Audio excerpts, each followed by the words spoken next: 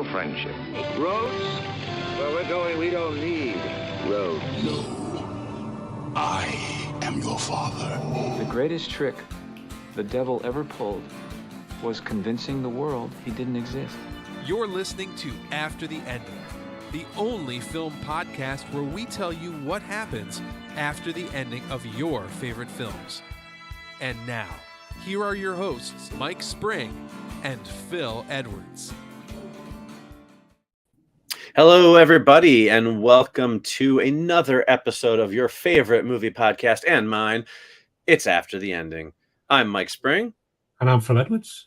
And tonight we are here to blow your minds with fascinating and insightful movie commentary. Or, alternatively, we're just going to talk about movies and hopefully you'll find it a little bit entertaining. One of those two things is going to happen. I feel confident. Maybe somewhere in the middle. That could be the sweet spot. Maybe that's what we should aim for. Yeah, that sounds a little better than maybe setting such a lofty goal right off the bat. But I feel like, I don't know. Maybe we will blow people's minds. Let's aim for being magnificently average and then see building that. All right, I'm okay with that. I can do that. Well, if you are watching or listening, whatever way you are taking in After the Ending, we are super happy that you're here with us. We are very appreciative for everybody who checks in on our podcast. I just thought I'd get that out of the way early. You know why? Now, this won't matter to you, Phil, but here in America, in the US of A, Thanksgiving is next week. So I'm feeling a little thankful today. So I wanted to make sure that all of our consumers of our podcast, if you will, viewers and or listeners, know how thankful we are for them checking us out whenever they do. I am thankful also. I'm thankful that you're thankful for Thanksgiving. That's right. And, to celebrate that U.S. only holiday, we picked a very Thanksgiving themed bunch of movies to talk about, like a hitman action thriller and Harrison Ford, which if those things don't scream Thanksgiving, then I don't know what does. I know. Yeah. Well, that was the whole basis, wasn't it? Thanksgiving. Obviously, it's Tom Cruise and Jamie Foxx in a Michael Mann movie. Yeah. Michael Mann, known for his warm sentimentality. Yeah. And let's not forget Harrison Ford's, very popular trilogy of Thanksgiving movies, which is, Grumpy Thanksgiving Man 1, 2, and 3, which, of course, were big, huge hits worldwide for him. Yeah, I like the third one. This turkey's not for keeping. I'm a fan of part 2, The Based is Back. I like that one also. I think it's a solid trilogy all the way through. Yes, it is. But while we're talking about Thanksgiving, a popular film that's based around Thanksgiving is Planes, Trains, and Automobiles. That's right. And if you want to know what we thought about that after the ending wise, we did that way back in episode 3. Wow, episode 3. Holy cow. Yeah. Word of caution, if you are like, hey, I love it, Planes, Trains, and Automobiles, I'm going to go back and listen to that episode. We were not polished yet at that. I mean, some would argue we're not polished yet now after like 5 years of doing this, but still, we were way less polished back in episode 3. We probably had not hit our stride yet. So just in case you go back and check that out, just listen to it with a grain of salt is all I am saying. Or maybe a slice of cranberry sauce, something exactly. Like that. And I cannot say what our endings were like because I cannot remember because it was years ago now. Yeah, I can't remember what our endings were like last episode, much less. I might have to go back and listen to it myself. Yeah. That would be fun, actually. Fun and cringy. You would probably be like, oh, God, please make it stop. Oh, yeah. I was very nervous the first few episodes. Yeah, that's all right. We all were a little nervous. It was a new thing. So, but yeah, that's a fun one to go back and revisit. So Phil, let's tell people. So that's the past. Let's talk about the present, the future. What are we going to talk about tonight? Tell our listeners and viewers what we're talking about tonight. Tonight, we will be just going after the ending of Collateral, the 2004 American thriller starring the aforementioned Tom Cruise, who's a little-known actor who one day may hit the big time. That's right. It also stars Jamie Foxx and is directed by Michael Mann. The film also stars Jada Pinkett Smith, Mark Ruffalo, Peter Berg, Javier Bardem, and Bruce McGill. So it's quite a good cast. Oh, and also it's got a cameo by Jason Statham, who could be the same character from the Transporter films, but he may not be. But it fits in my head canon, so that's the way we're going Yeah, to go. yeah, yeah. I like that. And also, we're going to be talking about our top 5 favorite Harrison Ford film roles that are not Indiana Jones or Han Solo. Yeah, I feel like that's an important distinction to make because, I mean, look, I'm sure there's somebody out there who would probably be like, well, my top 5 Harrison Ford list wouldn't even include Han Solo and Indiana Jones. But there's always people who want to watch the world burn, and let's be honest, for 99% of the people out there, if you're going to do a top 5 Harrison Ford roles list, Han Solo and Indy are going to be the top 2. And maybe you might reverse who's Han Solo and who puts Han Solo number 1, who puts Indy number 1, but like they're going to be on there. But we wanted to talk about Harrison Ford, and we decided we're going to put them in the penalty box and we're going to talk about non-Indy, non-Han Solo roles for Harrison Ford. Now this is, so some of you may remember and some of you may not. This is a little bit of a throwback when we so for our first 100 episodes, we did the 100 years of Hollywood in 100 episodes. We each episode we reviewed like our top 10 list of a year of movies. When we finished that, we decided to start doing like top 5 lists for our favorite filmmakers and actors and directors. And we went through a handful of well-known actors and directors. And then COVID hit, and we sort of stopped doing the podcast for a while, which wasn't really intentional. I always wonder about that, Phil. I'm getting off onto asides here, but we never are in the same room anyway. We record from our houses, so I'm not quite sure why we took such a long break, but it was a fairly long break. And I guess because we weren't going to see movies. I don't know, whatever. Anyway, so then we there was stuff going on with in my life as well and things which made it. Oh, that's right.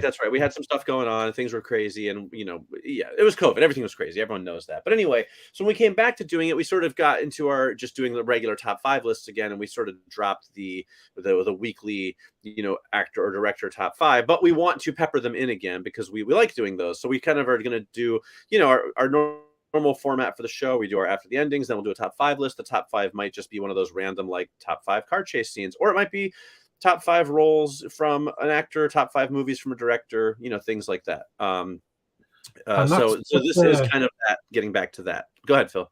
Well, mentioning the top 5 as well is a good point. Regular viewers will know, but if you're just joining us, if you're watching this live on the video, it's on Facebook, YouTube, wherever you're watching it, if it's live, you can leave comments where it's playing and we can see them. Yes. And so now you can, or after the fact as well, on any of the podcast places, if you want to leave suggestions about other top 5 lists we could do, that's always good. Throw them our way. We'll mention who suggested them as well. And if you're watching it live, you can also leave comments and join the discussion about the films that we're mentioning and whatever you think about our endings and so on and so forth. Yes, that would be great. And speaking of, real quickly, Phil, are you watching the YouTube page because I remember last time we had some issues seeing comments, so I want to make sure we see them all. So I've got the Facebook page up in case there's any comments that come through on Facebook but not on StreamYard. I don't know if you have the YouTube page up just in case. The YouTube page up now. If you watch one, I'll watch the other. You know what I mean? Type of thing. Yeah. Got that there. That's good to go. All right, cool. Oh, yes, there we go. Thank you, Chad A. Burdett. We do see this.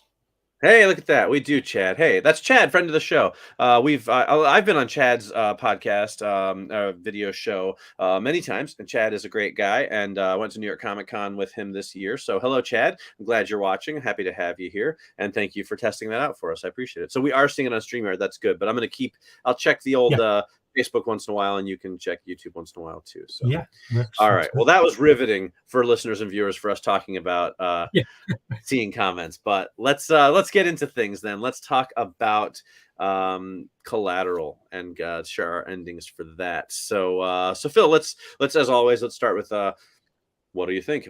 How do you feel about Collateral? I quite like it, actually. I think I like it more than the first time I saw it because it's a sort of close to when it first came out. Right. And then I didn't see it for, I think I only saw it once then. And then I think it got mentioned again. I think it was something about maybe a few years back, the whole Jason Statham transporter thing. And I went, oh, yeah, meant to watch it then and didn't. And then rewatched it about 6 months ago. And I really enjoyed it. I do quite like Michael Mann films anyway. But I enjoyed this one, I think, more now than I did when I first saw it. I'm not sure why, but it's the whole vibe, the way the city is. Tom Cruise playing a bad guy was I mean, it was nice. The fact he was playing against type, obviously, but the look he had as well with the grey hair the whole Hitman vibe. Jamie Foxx is great. I always find him really good in everything I've seen him in, to be honest. That was good. And it was nice seeing all the other actors just pop up, the ones I mentioned before, because I'd forgotten they were all in it. But I enjoyed it, the way the story developed, it went around. I couldn't quite remember how it got from A to B, but I enjoyed the journey. It was nice watching it again. What about you? You know, it's funny. I do like the film actually quite a bit, even though I'm not a big Michael Mann fan in general. But he does make some good films. But what's interesting is I actually never saw it originally. Like, there's those films that come and go that everyone's seen, but you sort of miss, and you're always like, I know I got to get around to that film, and you just don't for some reason. That was Collateral for me. I actually didn't. It was one of those ones I wanted to see it. And I knew I needed to see it, and I just never got around to it till probably a year or two ago, I would say. And I was a little worried because it is a really well-liked film, and everyone was always like, oh, you got to see Collateral, is great. It's so good, and this and that. And I was worried, sometimes the hype can build up, and then you watch the film and you're disappointed. So I was a little worried that I was going to watch it and it would be like disappointing. But actually, I loved it. I thought it was really good. Like you said, the performances are great. I thought it was, it really hit that sweet spot for me of like a good action thriller, with like lots of good action, but good characters, well written, well directed, exciting and visceral, and a good story, but lots of good action. It just it's right, like I said, right in that sweet spot of movies that I love, because I'm unabashedly an action film junkie. And so I think it's a great film. Actually, it's one of my favorite Michael Mann films. Actually, it is good. It's and some nice twists and turns as it goes on, and some great action scenes. Yeah, surprisingly hard to recap. Also, as I wrote my recap, I was kind of like, I'm not going to go into all of this stuff. So if I forgot anything important, you let me know. But All right, well, let's get into it then. Let me go ahead and give us the recap for those of you who maybe it's been a little while since you've seen it. Collateral from 2004, directed by Michael Mann, starring Tom Cruise and Jamie Foxx and all the other people that you said. So great cast for sure. So here's the story. Max Durocher, I forget how you pronounce his last name. Max, played by Jamie Foxx, is a Los Angeles cab driver who drops off U.S. Attorney's Office prosecutor Annie Farrell, played by Jada Pinkett Smith, at her office. They had a nice conversation in the cab, and she gives him her card. Max then picks up a new fare named Vincent, played by Tom Cruise, who offers to pay Max to drive him to several locations throughout the night so he can complete a business deal. At the first stop, a corpse falls onto Max's cab from couple stories up, and Vincent reveals that he is a hitman who is in town to kill 5 people in one night. He forces Max to drive him around, and then a bunch of stuff happens, including Vincent killing more people, a police detective named Ray Fanning following Vincent's crime spree across the city, an FBI agent named Frank Pedrosa getting involved, and Max and Vincent visiting Max's mom in the hospital, where we learn that Max has been lying to her about owning his own limo company instead of being a cab driver. Max destroys Vincent's briefcase with the information on the last 2 targets, so Vincent makes him impersonate him and go get the info from a ruthless drug dealer. Then Max crashes his cab on purpose. Vincent escapes. He discovers that Vincent's final target is Annie Farrell, the woman he dropped off in the beginning, who was a prosecutor for the U.S. Attorney's Office. So he chases after Vincent and manages to save Annie and wound Vincent. Then Max and Annie go on the run, but Vincent chases them onto a metro train. But ultimately, Max basically gets lucky and shoots and kills Vincent. And then Annie and Max get off the train, and Vincent's body continues riding the empty train as the end credits roll. And that is the condensed version of Collateral. Yeah, excellent. Yeah, you summed it all up very well. Thank you. All right. So I feel like I went first last time, but I don't remember. So I'm happy to go first if you'd rather I do, or if you'd like to go first, you can. It's up to you. I'm fine going first. All right. Well, let's hear it then. Okay. Max had spent the last 2 years trying to forget the events of his night with Vincent. Seeing people being murdered and almost dying himself had been hard on him. A therapist had helped for a while, but they'd ended up arguing, so Max stopped going. The recent news of yet another murder spree in LA didn't help. It seemed to be a new one cropping up every few months. He met up with Anne a couple of times, but their shared trauma made it difficult to be together, and they'd lost touch with each other. Max was still saving for his limo, but he spent more and more time in his cab. He started keeping notes on his passengers, and he'd installed a hidden camera to take photos of them. He wanted to make sure he had a record, a list of people, in case one of them ended up being like Vincent. Sometimes Max felt like he was losing himself. It was a quiet November. It was a quiet November night. Max had stopped for something to eat. He was watching a crowd outside a new nightclub when he saw a man with grey hair in a light suit push through the crowd. No, it couldn't be. Vincent was dead, wasn't he? Max had to be sure.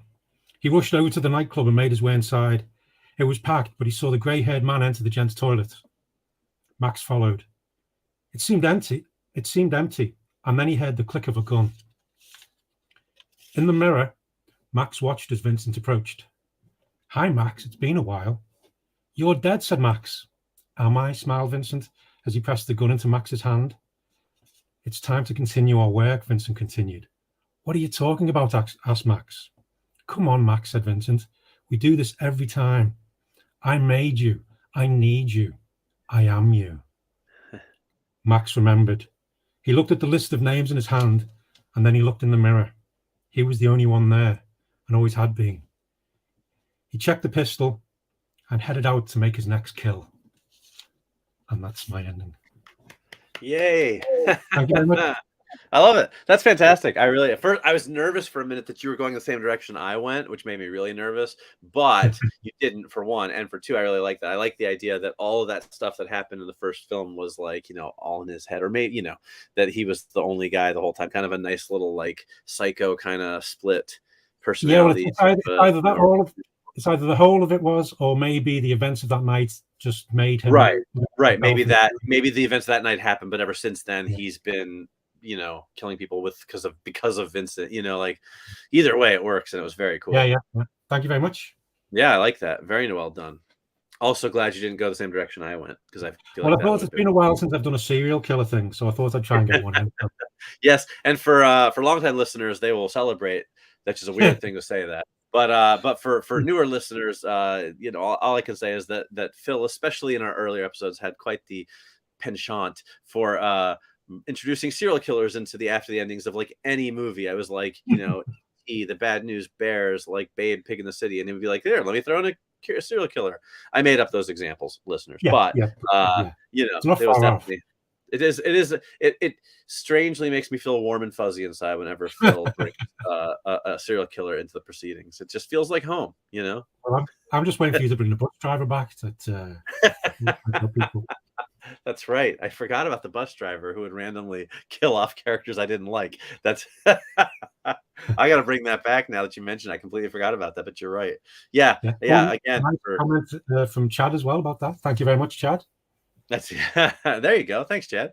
Chad says, let me put that on screen. We like to share our comments on screen. Chad says, I'd see that movie. Yeah, I would too, Chad. That sounds like a really interesting film.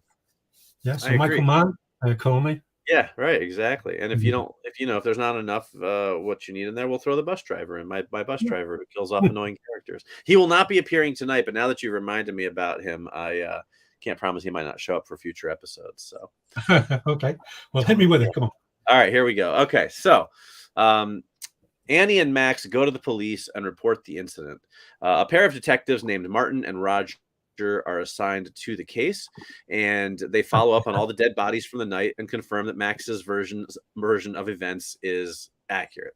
But when police officers search the metro train, Vincent's body is nowhere to be seen.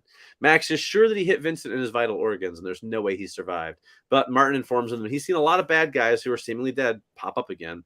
Martin and Roger place Annie and Max in protective custody until they can find Vincent or locate his body. Holed up in a safe house in Los Angeles, Max and Annie get to know each other, and Roger tells Max that there was actually a significant reward for Vincent's capture, as he's been a wanted hitman for over 30 years. Max comments that he didn't look old enough to have been a hitman that long, but they don't give it all that much more thought, as Max is pretty excited that he can use the reward money to finally start his limousine company.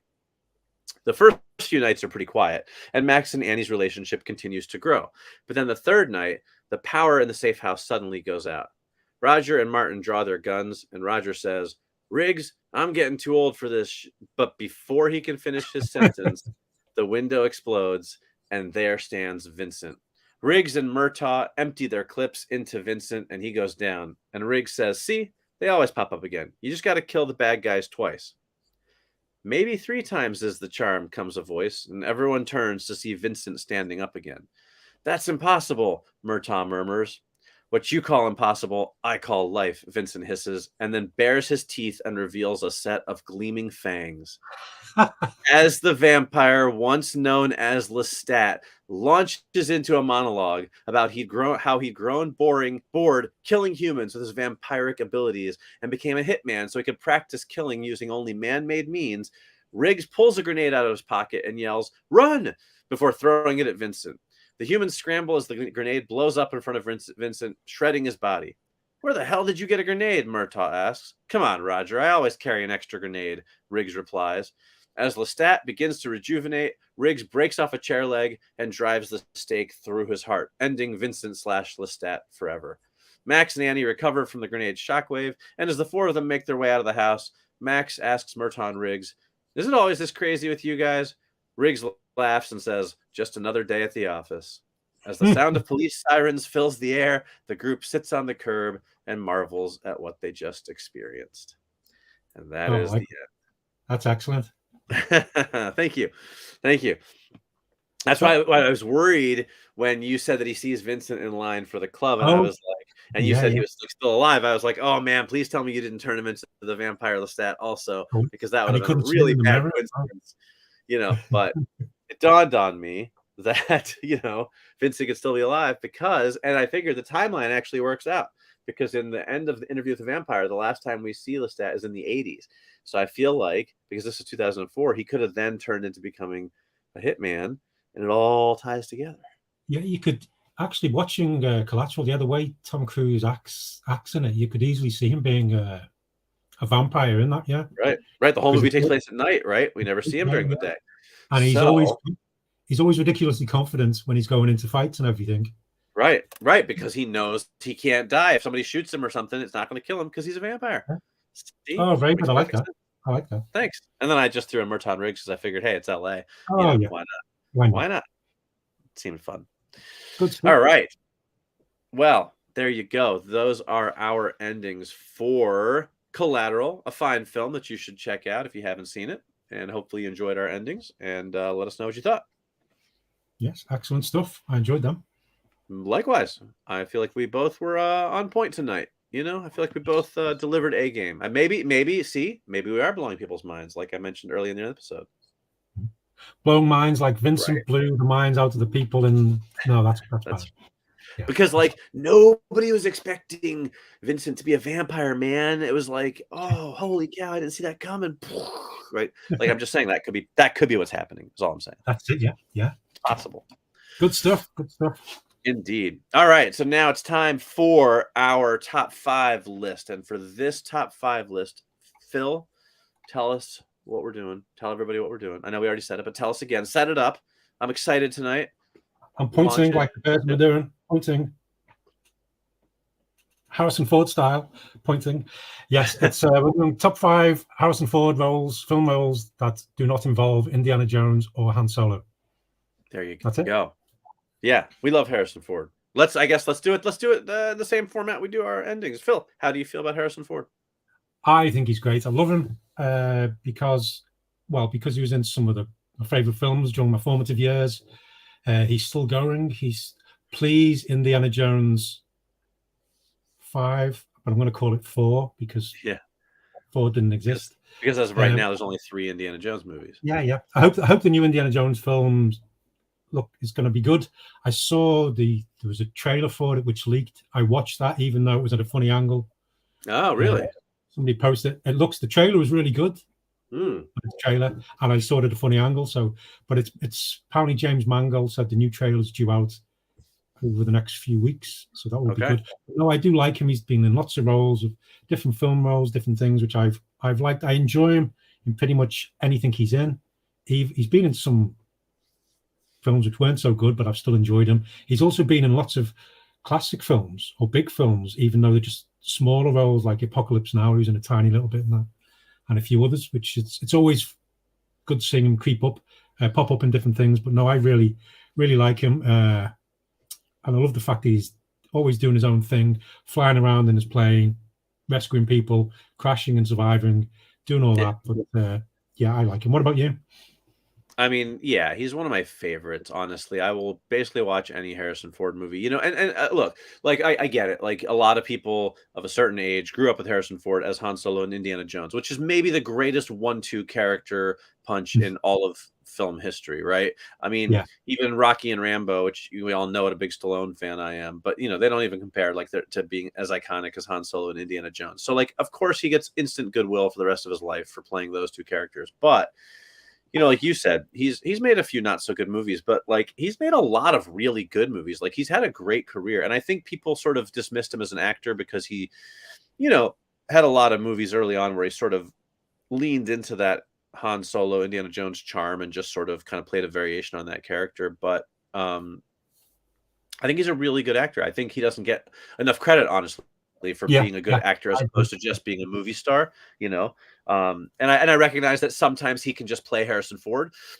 But I think going through the list tonight to put this list together and looking through all the movies he's made. First of all, he's made a lot of movies that I really enjoy, even many that weren't successful, but that I think are really good movies. And Yeah, I actually had a hard time picking his best 5 roles because he's got so many good ones. So yeah, I think he's great. He's one of my all-time favorites. He always will be. And I'm excited for anything that he does. And I think he's actually done some really interesting stuff late in his career. So, good yeah, for him. yeah, yeah. It's good that he is carrying on doing different things. I like that.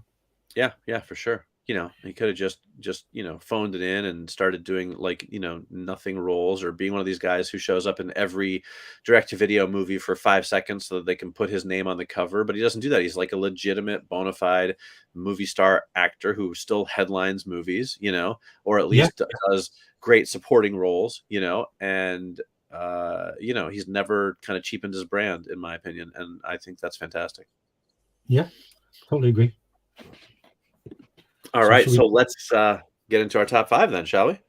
Yeah, do you want to kick things off? Because I did. I started. Absolutely. Yeah. So again, this is no Indiana Jones, no Han Solo in this list, guys. So anybody listening, it's all none of those films. So And it's just our opinions, so no need to argue. Nobody's but right, nobody's wrong. a healthy debate is fine. We would love to hear comments from you guys, but Yeah. these are our opinions and at least as far as I'm concerned, mine are always right. So, it kind of makes them like a fact. But anyway, so my number 5, and so real quickly, Phil. So we just quick criteria, if you will. I always try to give people kind of a little glimpse into our thought process, right? So for this one, and we sort of kind of chatted about it briefly before we put the list together. Just saying, I was like, is it more about the character, more about his performance, or a little bit of both? And we both agreed that we were kind of going for the approach of both, right? Like it's a combination of a good character, but also a good performance, not just one or the other. You know what I mean? Sort of that sweet spot in the middle of like, hey, this is a great role because he does a great job in it, and the character is interesting. There's something about the character that really works also. So that was our criteria for this. So my number 5 then is from the film 42. Starring Chadwick Boseman, and Harrison Ford plays Branch Rickey, the real life owner or manager, I forget, of the, gosh, I didn't do my research, the Los Angeles Dodgers, I think it was, the team that first brought on Jackie Robinson.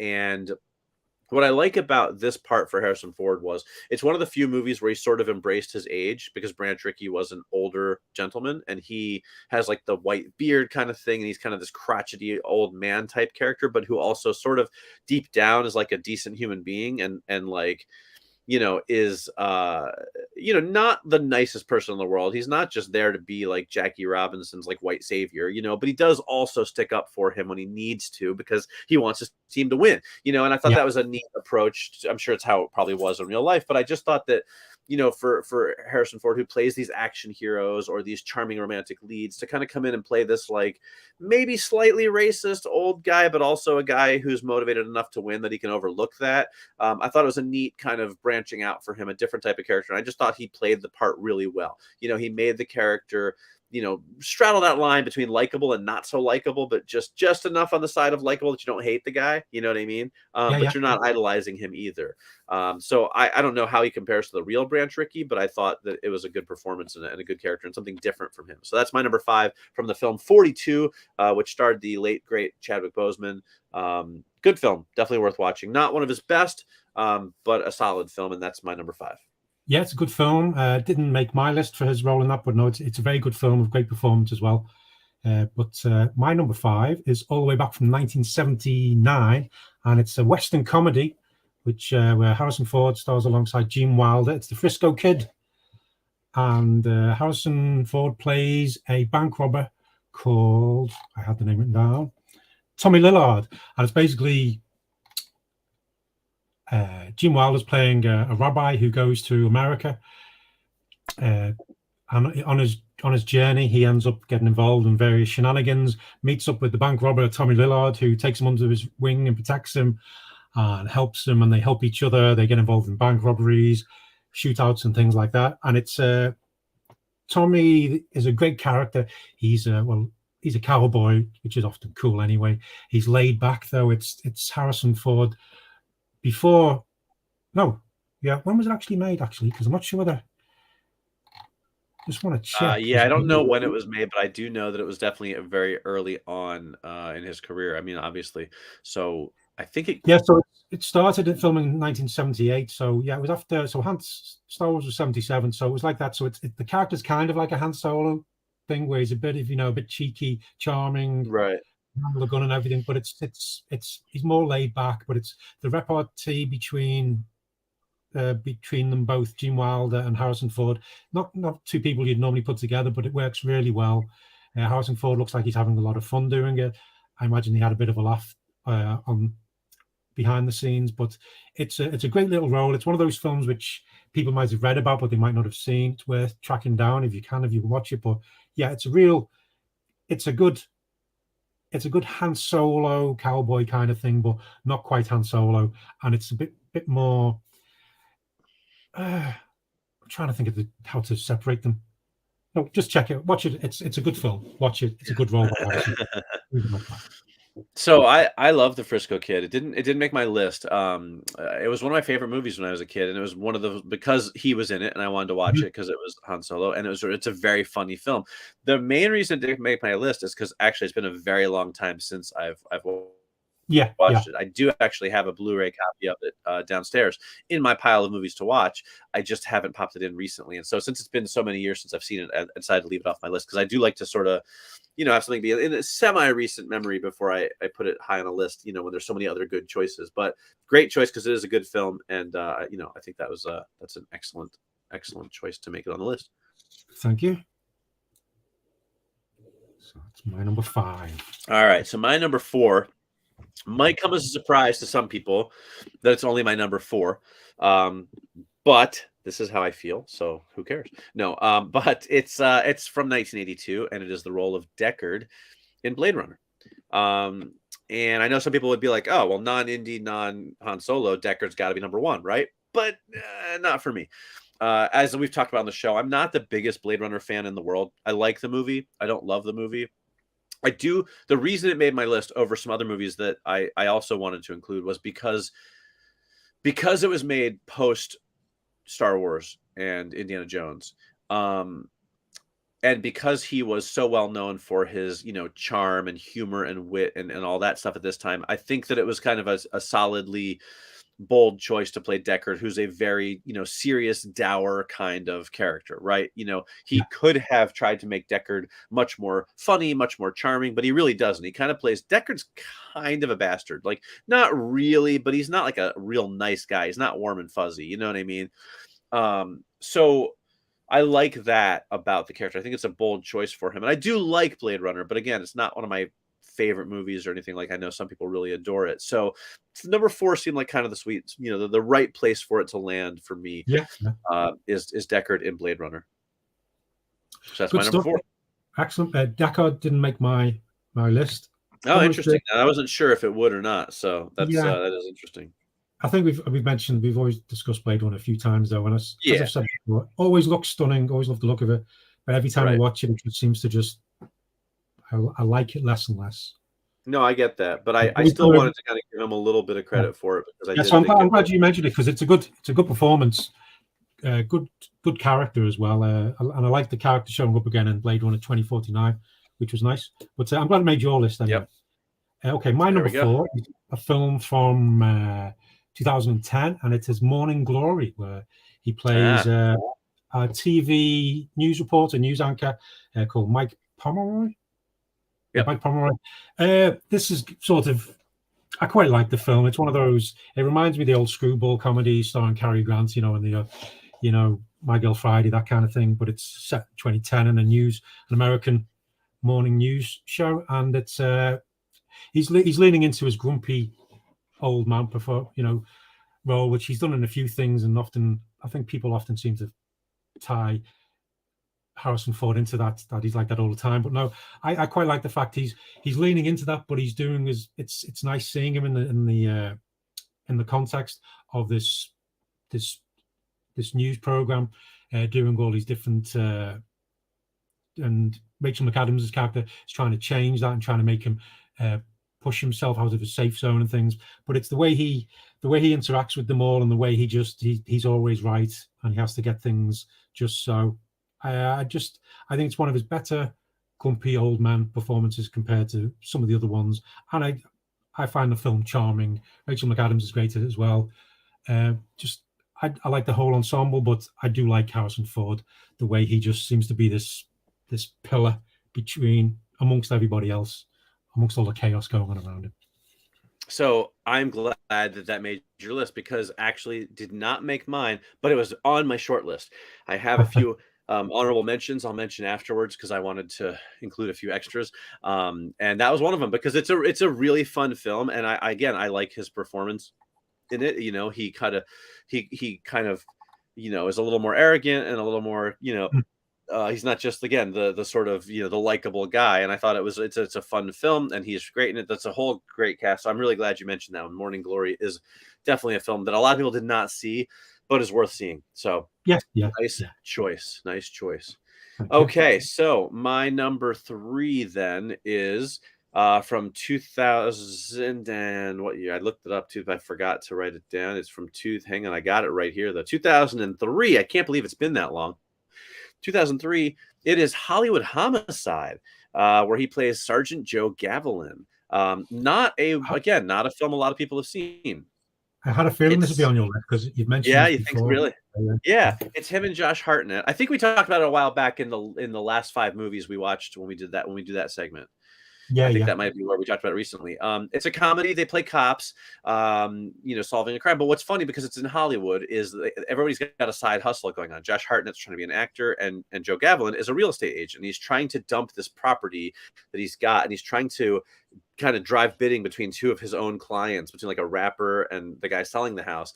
And so I think it's a really fun film. I really like it quite a bit. But what I think is great is about his role in it.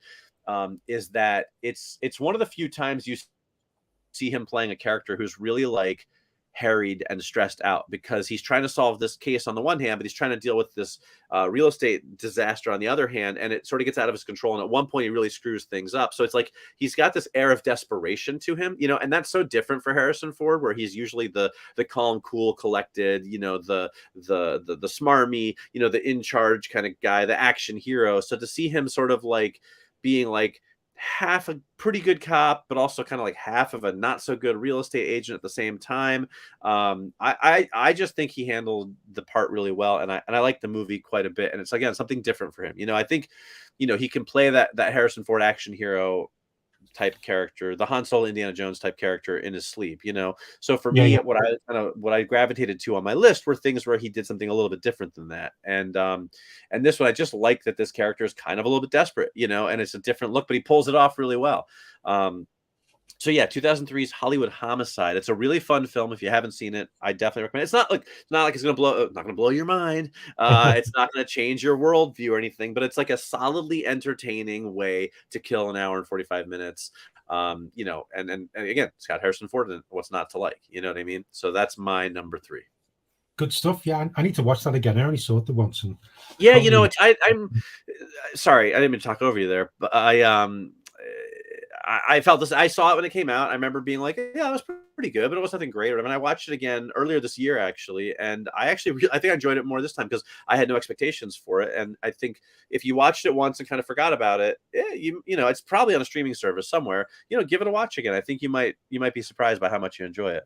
Yeah, I'll definitely do that. Yeah. Cool. Okay. Well, my number 3. It's another one which the role's a bit different from what he played before. It's from 1986, directed by Peter Weir, and it's The Mosquito Coast, where he stars alongside Helen Mirren, and Harrison and Helen are getting back together for the new Yellowstone prequel show, 1923. A new teaser drop for that. The film also stars Andre Gregory, River Phoenix, Martha Plimpton, and a few other pieces. But it's based on the novel of the same name by Paul Theroux, and it's about a man, an inventor, Harrison Ford's character called Ali Fox, who takes his family into the jungle because he's grown fed up with the American dream. He wants to get away, and he's got this dream to head into the jungle. And whereabouts is it? It's down in South America, I believe. Yeah, south of Belize. Yes, up there. So anyway, he heads off, takes them there. He's got this vision at the start as well. He's all you're there with him as well because he's passionate and he wants the best for the family and everything. But as it goes on, he starts doing good things. He builds these machines, which makes things easier for them. But as time goes on, things happen, and he can feel his family slipping away and his dreams slipping away, and he gets more and more desperate, maybe a little more paranoid.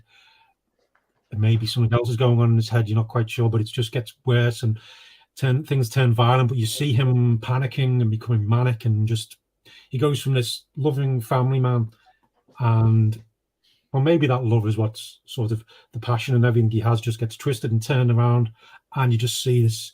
You see this character fall apart and just become desperate and vicious to do things, and it just. Anyway, it's worth seeing if you haven't seen it. I believe there's been a new TV adaptation as well. But Harrison Ford does great things with it because it's a role which was different anyway, but it changes so much from the beginning to the end as well. It's great seeing the decline of this loving, brilliant, intelligent family man. But it's a great film, great performances, and that's my number 3. That's a great choice. It's interesting with Mosquito Coast because it did not make my list, even though I would definitely say it's probably one of his best performances. But, here it came out in 86. So you're talking after the 3 Star Wars films and the first 2 Indiana Jones films. And that was kind of one of his first major movies after that, 1, 2, 3, 4, 5 punch of those films. And I remember I went to go see it in theaters with my family as a kid because it was like, oh, it's the new Harrison Ford movie. And I was 11 at the time. And that is not a movie that an 11-year-old can have any appreciation for, right? And I remember even as a kid, I remember thinking like his performance was amazing, but I also just didn't get the movie at all, didn't like the movie at all. It was just, it's not a film for kids. It's an adult movie. And I think, I didn't understand back then the concept of like, why would Harrison Ford make this movie that isn't like fun and awesome? Why would he take on this serious dramatic role? And now, of course, as an adult, I get it. But it's funny, I've never gone back and rewatched the film again because I didn't like it. It's on my list to get back to because in fact, when we were just even looking at this, I was like, oh, Mosquito Coast, it's been on my list for a while to kind of revisit it because I think I'll have a whole new appreciation for it. Not saying I'm going to love it, but at least I won't hate it most likely. And if nothing else, I'd like to see the performance. And honestly, what's funny is I completely didn't even realize that was Helen Mirren in that film with him. I've just always remembered in my head that's a Harrison Ford movie. And it was like, oh, really? When you said Helen Mirren, I was like, really? That's who's in it? Because I'm very disconnected from it. So I'm going to have to rewatch it. But yeah, I didn't make my list. But again, that's just because of my personal history with it. So good choice. What you think of it after all these years? Yeah, for sure. I think I won't be surprised if I like it more. Again, I don't think it's going to suddenly rocket to the top of my favorite films list, but I probably will not have quite the same reaction I had to it as an 11-year-old. Yeah. Cool. All right, very good. Okay, so my number 2 is did I remember to look up the year for this one again? No. Why would I do that? I could have done that any time while you were talking, but did I? No, I did not. But it just makes it a more riveting podcast. Yes. So my number 2 is from 1995, and it is Sabrina, the remake of Sabrina, where he plays Linus Larrabee, taking on the Humphrey Bogart role. So that makes 2 of my favorite actors who have played the role of Linus Larrabee. And actually, I love both versions of the film Sabrina. I love the original with Bogey and Audrey Hepburn, and I actually really love the remake with Harrison Ford and Greg Kinnear.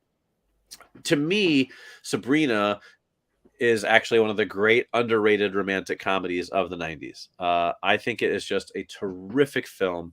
I really love it. I love the story. I think it's really well written. It's really witty. It's got just great it just works on every level. And again, this was Harrison Ford sort of playing the, as he's usually the ladies' man who, gets the girl in most of his movies, at least up till that point. In this one, which ultimately I guess is what happens. But in this one, he's basically not even interested, right? He is just this businessman who's too caught up in the business world to kind of, to make a play for the girl until he sort of realizes that they maybe have feelings for each other. And, there's a convoluted sort of way they get together, but I always felt like this was a movie that deserved more attention and more box office success than it got. And I just think he's like the perfect guy. He's perfect in that role. Like you totally believe him when he's completely uninterested in her and he's just all about the business. But then you also believe him when he's, falling in love with her. And, it's a cliched thing for rom-coms, and I get that, but like he makes it work so much better than it maybe should, because he's so perfect in that role. And I always really, really like that movie, and I think it deserves more attention. So that's why that's my number 2 is Sabrina from 1995. Cool. Yeah, good. I remember enjoying that film, but I don't really remember it in any great detail. I think I saw it when it came out. So that's why I do like the story. Right. I think that's most people's experience with it was like they watched it and they were like, yeah, that was fine, and didn't really and maybe it's not that great. Like maybe people like I like to think if people watch it again, they'll realize how good it is, and maybe they will, and maybe they won't. I don't know. And maybe I just like it more than other people. Like maybe I just overestimate how good it is, but I love that film, and I think he's great in it. So that's my number 1. My number 2. Cool. Sorry. Cool. Okay, my number 2 is from 1993, and it is Dr. Richard Kimball in the film The Fugitive, which, based on the TV show, stars Harrison Ford alongside Tommy Lee Jones, Joe Pantoliano, and lots of other people. Where you know the one, it's the doctor comes home, his wife's been murdered by the one-armed man, but nobody believes him, so he goes on the run because they think he murdered her, and it's just a big chase scene. Just lots of great moments. I mean, it's obviously you got the great performance by Tommy Lee Jones. Tommy Lee Jones and Harrison Ford, 2 grumpy old men together. Yeah. The performances are great. I mean, both of them seem to be really into the role as well. Tommy Lee Jones got loads of humor going on in his role when he started putting things together. Harrison Ford, though, it's really good being this intelligent man who's out of his depth, but just does whatever he needs to do to just track down the one-armed man by the great what's his name, Andreas Katsoulis, who's brilliant. I was in Babylon 5, but great performance. It was just good seeing him figure everything out and go on the run and just track people down and just try and survive. And I mean, when he's eventually tracked down by Tommy Lee Jones, that scene as well is just brilliant. It was a toss-up between this one and Frantic, because I always feel the characters are a little bit the same, right, in different ways. But I went with this one because I just had a lot more fun with this film. But, it's my number 2. That's an excellent choice. It actually did not make my list, and here's why. I love The Fugitive. It's a great film. I think it's one I watch every few years. I really do like it. It's high up on my list of favorite Harrison Ford films. And everything you said about it is true, but for my list, I was looking at things, and I was on my short list, and it was like when I was trying to decide which ones to include, it was like, to me, I said, like, that's a more traditional Harrison Ford role. And that, granted, he's a man on the run, but it's sort of more like action hero Harrison Ford, just more set in like a real world setting. Do you know what I mean? Yeah. Which shouldn't be a ding against it. I just think I think I felt more like it was just such a big film that everyone loves that I didn't necessarily need to include it, sort of. Do you know what I'm saying? But it could easily have been on my list anywhere between number 1 and number 5, because it's a great movie. He's terrific in it. So I'm glad you put it on there. Yeah, cool. Tommy Lee Jones, sneaky one of my super favorite actors, actually. Yeah. Which is sort of a thing I've realized in more recent years. We'll definitely have to do a top 5 for him as well one of these days, because I think Tommy Lee Jones. He's Tommy Lee Jones, and then you watch movies with him, and you're just like, there's no movie that's not better because Tommy Lee Jones is in it. You know what I mean? I think that's the problem. If you have these actors who are always dependable, always do bring their A game to, well, even the B game or C game is really good compared to lots of others. Yeah. But these dependable actors, you sort of go, well, yeah, they're good, but they don't pop because all of their roles are good. Yeah, right, exactly. They never let you down, so you just sort of start to think of them as like good old reliable, but it's like, Mm. no, but he's great. But anyway, that's for another episode. We'll save Yes. that for the Tommy Lee Jones episode. So now it's down to my number one, and it comes from this will probably be the least popular choice on my list for most people, but that's okay because I do things my way, like Frank Sinatra. It is from 1991. It is the film that gave us the immortal quote, "Nice table," which I'm the only person who quotes, but it's one of my favorite movie lines of all time. It is regarding Henry, in which he plays the title character of Henry. Yeah. And so he plays a not very nice lawyer who is not particularly nice to his wife and his family. And he is kind of a jerk. And he gets shot in a convenience store robbery and basically has to learn to like talk and function again. Now that I'm married to a speech therapist, I'm curious how much they actually give speech therapist credit, or if it's just Hollywoodized. So my wife might not agree with this choice. But I've always thought this was a really good movie. Again, another one I think is underrated. I think he got nominated for the Oscar for this one, though. He didn't win, but I think he got nominated. I think what I love about it is, yeah, it's maybe a little bit schmaltzy, perhaps. But it's this character who's very unlikable, which is not something Harrison Ford does very often.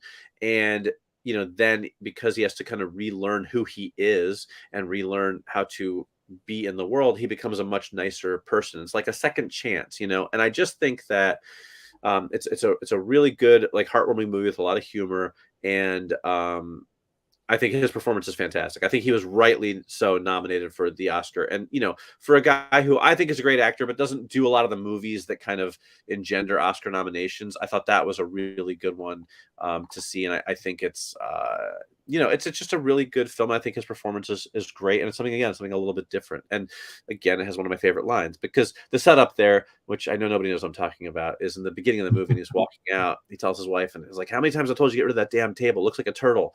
And then when she brings him home for the first time after he gets out of the hospital, the first thing he says when he walks in, he looks at the table, he goes, "Oh, nice table." Which I always found just I don't know, perfect writing, like perfect film writing. You know what I mean? Like, it's such an aside, it's like a throwaway line, but it's so funny. And so I often will say, "Nice table," and no one ever knows. If anybody ever was like, "Is that from Regarding Henry?" I would probably have a heart attack and die right on the spot. Anyway, that's my number one, Regarding Henry. Good stuff. It almost made my list, to be honest, because it's a definite departure from Han Solo and Indiana Jones. It's a great performance, but it's one I've not seen in a while, so I didn't feel justified putting it in.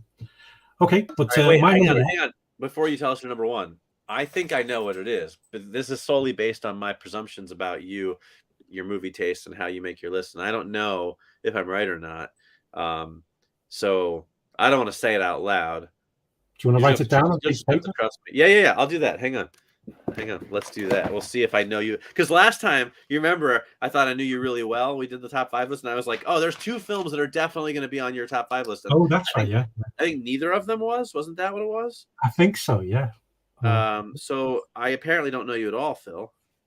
You're a complete stranger to me. But let's see if I'm right tonight. So I have written down the movie that I think it is, or I secretly have every Harrison Ford film written down in a notebook. I'm going to quickly flip to that page, but more likely I just have the one I think it is. Let's hear your number one. This is from 1995, directed by Peter Weir. It is Witness. Damn it. What did you have written down? Apparently I don't know you at all, Phil. I'm a terrible friend. What is wrong with me? You probably guessed my whole list before I did it, and here I am. I thought maybe you were going to go with What Lies Beneath. I've never seen it. What? You've never seen What Lies Beneath? No, I realized doing this list, I went, you know what? I've not seen that. You should really watch it. That's a good movie. I know. That's I don't know why I've not seen it. Yeah, okay. Yeah. Okay, Witness, great choice. Almost made my list, but did not. But you go ahead. Yes, so he plays Sergeant John Buck, he's a cop, detective, and he's basically a kid from an Amish that witnesses a murder while they're in the big city, and then Harrison Ford, his detective, goes back with them to the Amish community, and to protect this boy played by Lucas Haas. He gets involved in the community. It also involves Harrison Ford's skills as a carpenter, as they raise a barn and do all that kind of stuff. he sort of from being in the big city as this cop, you see him transition into just enjoying the simpler aspects of the life. And him and Kelly McGillis have a bit of a relationship going on. And then just as he's really getting into the swing of things and really enjoying it, finding peace, the conspiracy around the people who did the murder that the boy witnessed track him down. And I love the scene at the end where they're just going after him and he's using his knowledge of the farm and everything and to fight back. But I'd quite like this because it was good seeing him. It was nice seeing him chill out for the while he's in there, but also be out of his depth. He's a big city cop. Then he's in this community, which is nothing he's ever been before, and it's seeing him coping with that, and trying to relate to these people who he's got nothing to relate to. But then you find out that the differences aren't that far apart, and it's just I just always love. It's Peter Weir as well. He always has this almost like dreamlike quality to his films. Yeah. He gets the sun. Maybe it's the way because they do film lots of Magic Hour. I'm not sure, but it's just the whole vibe of it, and it's just Harrison Ford's performance just anchors the whole thing. Yep. As we see the community through his eyes. It's probably the first time many of us saw anything about the Amish community as well. I know it was for me. We might have heard about it, but actually we saw what it was all about, and you could see what this sense of community was that brought it together. And also, this one earned 8 nominations at the Oscars. Yeah, and I believe he was also nominated for Best Actor. Yeah, Best Actor for that one. Yeah. For lots of awards for it, but yeah, that's my number one. Sergeant John Buck in Witness. Yeah, such a good name too. I always remember that's one of those character names you never forget just because it's so interesting. But didn't make my list, even though I love that movie and I think it's a great choice. And I think it was just the same thing as The Fugitive, where to me it was a little bit like I was just like, it's kind of big and obvious and it's a great role. I just didn't, I was trying maybe focusing more on the smaller stuff that people haven't seen, but like I love Witness. I think it's a great film. He's great in it. So, that's an excellent choice for your number one. So I'm glad you included that. Yeah, nice. But it's been good. It's good that our list there was no similarity. So it's there was no crossovers. Yeah. That's nice. So two honorable mentions that I'll mention. Well, I had What Lies Beneath was one also, but I almost included Call of the Wild actually because I really liked his version of Call of the Wild, and I thought that he does some really great acting opposite a CGI dog. So I feel like that kind of deserves some mention. And then The Age of Adeline, another very underrated, underseen film with Blake Lively that he's more of a supporting role in, but I think he's really terrific in it. So those were two that I wanted to mention, but didn't quite make the cut.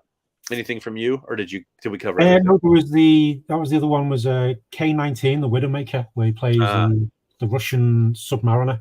Yep. Which I quite liked in that as well, but that's more like an ensemble piece with all the yeah. So, but I liked him in that. But as we've said, he's been in lots of. Is that everything? Yeah, because I mentioned Frantic as well. But that was so many good films, so many different films as well. Yeah, great career for sure. One of my favorites. Yeah.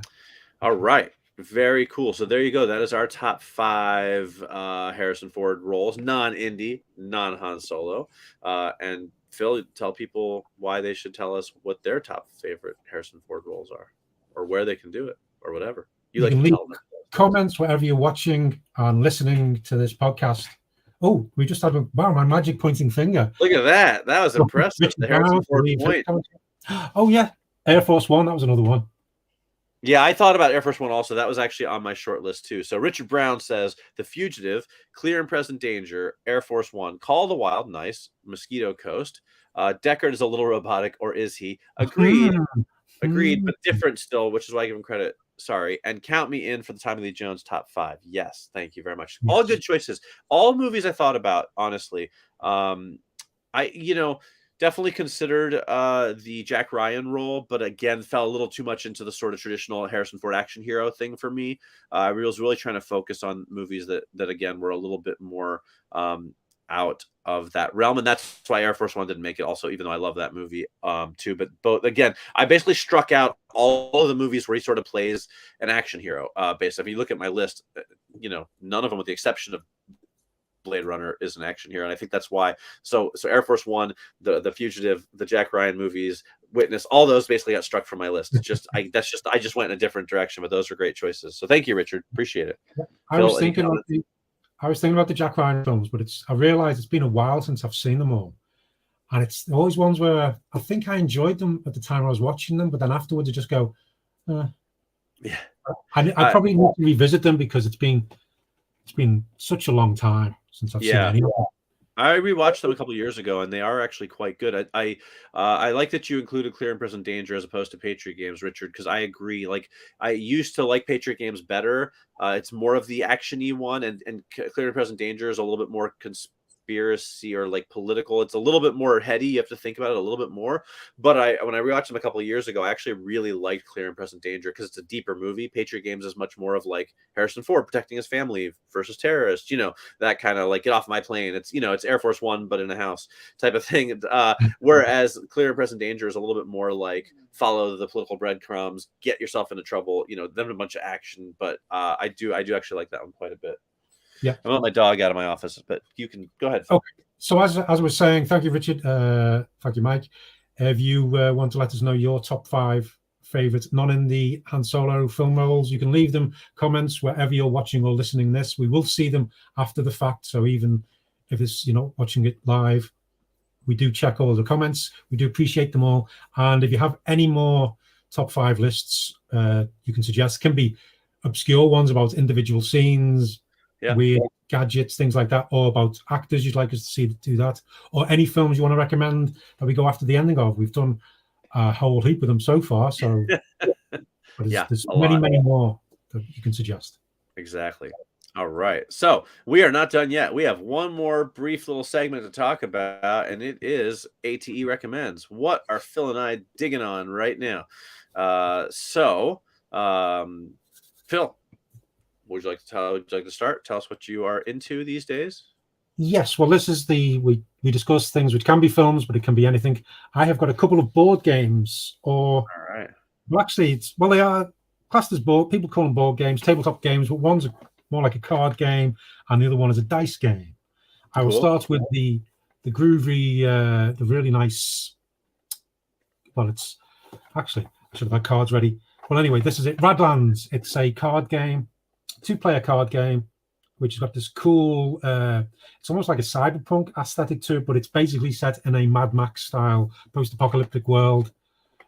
Can you see some of the things there? Yep. Some of the cards, where it's a great little game where you have 3 bases to protect, and you get water, and you can spend water to get people to your camps, and the aim is to destroy the other people's camps, and you have very limited resources, so it's a constant trying to get more people to your camp, but also activate them so you can destroy the other people. But it's very thematic. The cards are great, and when you start looking at them and they're going, well, why can this do that? You go, it's brilliant. But the artwork is stunning, and it's a lot of fun. It's very quick and easy to learn as well. But I think the more you play it, the more strategy and the more times you'll go, oh no, I'm going to lose. But it's also got a great thing where you do these events which slowly tick down, and so you can see the opposing player is going to destroy you in like 2 or 3 moves. So you're trying to get everything together. And the second one is a dice game called Marvel Dice Throne. Nice. Which it's they say 4 players, but it's mainly a 2-player game. You can have teams and things. But Marvel Dice Throne, this box contains Scarlet Witch, Thor, Loki, and Miles Morales Spider-Man. But you can play any combo together. There's also a couple of other boxes which are just 2 players, which you can just get that, and that's enough to play. The other 2 include Doctor Strange, Black Panther, Captain Marvel, and Black Widow. It's great fun. Each character is different, has different abilities, but it really goes into the themes of them. I played the other day with Scarlet Witch against Loki. So you got somebody who can bend reality with a trickster, and it was really, really good the way it happened. It's real good fun. It's also compatible with any previous Dice Throne games. But that's it. So Dice Throne from what's the publisher? Roxley and Marvel. And Radlands is by also Roxley. There you go. There we go. Unintentional thing, but there you go. That's my recommendations. So I have not played Radlands, but I am a huge Dice Throne fan. I love it. Actually, the only reason I haven't recommended it on the show before is I actually backed the Marvel Dice Throne on Kickstarter, and the box that it comes in is about this big, so I'd have to be like, it's humongous. It's all 8 characters in the one box. Seen It's it, yeah. huge. My friend's got it. Yeah, it's Yeah. huge. Yeah, it's ginormous, and so I love Marvel Dice Throne. It's one of my favorite. I love Dice Throne in general. It's one of my favorite games. But I didn't want to lug that thing upstairs. So I'm glad you recommended it. All right, excellent. So so my recommendation is a book, and it is. Let me do the thing. Here we go. Oh, that's wrong person. Ha ha ha! Look at that. I zoomed in on you, Phil. It is. Here we go. I don't know if I'm saying this right. Arsène Lupin. Gentleman Thief. It is the illustrated version from Magnetic Press. So this was a Kickstarter, but now it's available in stores. So it is the original French text in English, translated, with very nice illustrations, as you can see. Wow, artwork gorgeous. The cover's amazing.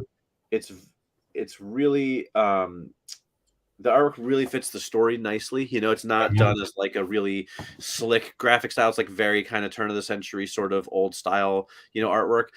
Here's the thing: before all of our international viewers and listeners get on my case about this, I know that Lupin has been like a very popular character / franchise in many parts of the world for many years. But here in America, he's kind of like Tintin. He's relatively unknown, so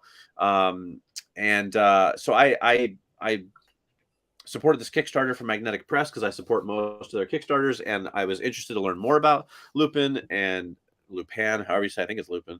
It is Lupin. Lupin, okay. And so I was like, great, I'll support this. So I started reading this, and a while back, and I was blown away by how good it is for a book that was first written in like, I don't know, like a really long time ago. I want to say turn of the century, but no, it might have been like the 50s, but whatever it was, it's not like it's a new thing.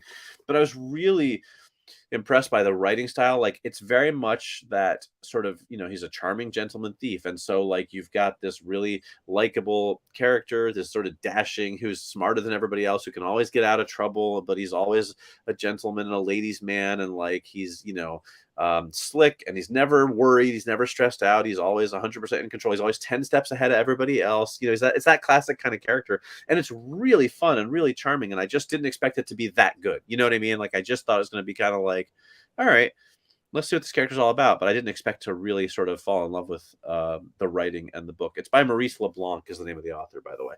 But now, of course, I do want to check out some of the other. There's many. I know they have cartoon series and a movie and things like that. And I think there's more books. So now I'm all in on this character of Lupin, Arsène Lupin, and I want to read more about him. So that is my recommendation. Again, it was a Kickstarter book originally, but it's in bookstores. Like, this exact same version you can get in bookstores, and it's really terrific. It's a great way to read. It's a novel, but it just feels good reading it nice on the big pages and having illustrations every couple of pages.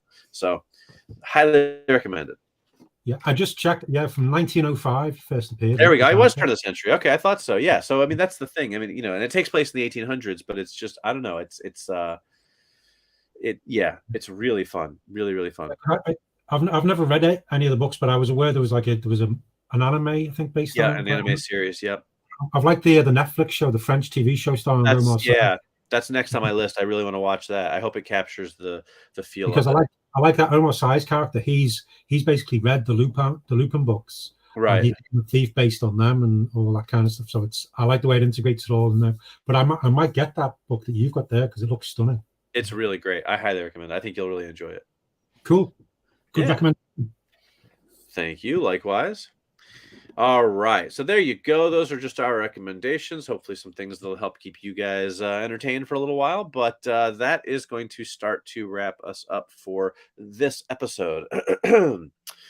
Phil, before we wrap things up, any final parting thoughts that you'd like to share?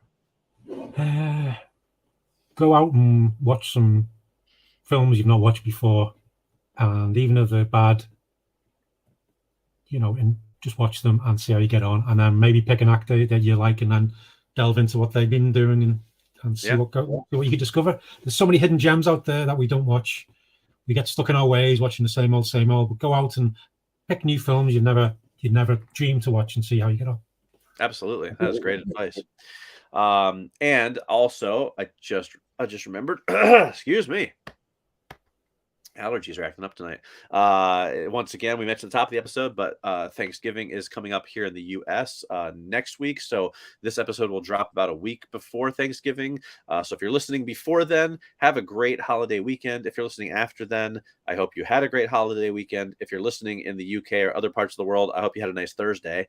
I don't know what else to say for you guys. You know, it's a big deal here, but you guys don't get to enjoy it, I guess. So, but no matter what you celebrate, I hope you have a great day, great weekend, great evening, no matter what time of year it is. So you can be listening to this in July for all I know. Then happy 4th of July. But here in the U.S., again, I keep picking the U.S.-centric holidays. It's terrible. Sorry about that. I apologize to all of our international listeners. I'm a terrible human being. We forgive you. Thank you. It was not intentional. All right. So on that note, before I get myself into more trouble, it is time to close things out. So thank you, everybody, for listening. I hope you enjoyed this episode. Hope you enjoy the show. Reach out to us. But until next time, I remain, as always, Mike Spring. And I'm Phil Edwards. And we'll catch you next time. After the ending.